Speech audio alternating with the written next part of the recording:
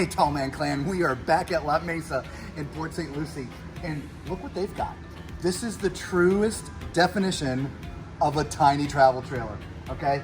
It is used, it's a 2019, but it was so small and so cute, we just wanted to video it for you, because look, I mean, I barely fit underneath the awning. I mean, for you those who don't know, I'm 6'4", okay? But take a look at this. This is great.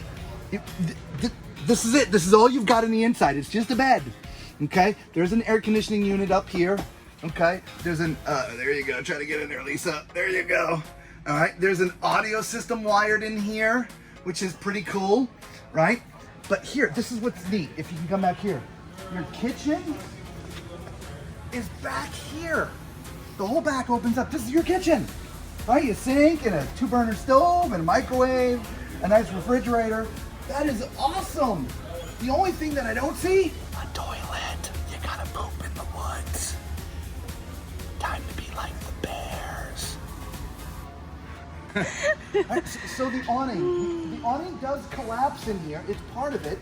These just screw up and tilt in, and this just goes in like that. And there's this little case for it. So the awning comes with, which is kind of nice. All right, so like I said, this is just kind of a little side special edition because we just thought it was so cute. I'll be honest, I'm not sure I even fit inside. I can't say this is Tall Man approved because I can't stretch out. But again, this is just a cute little tiny travel trailer. We loved it so much, it was so cute, we just want to do a little special edition, if you will. So let us know what you think of this tiny little travel trailer.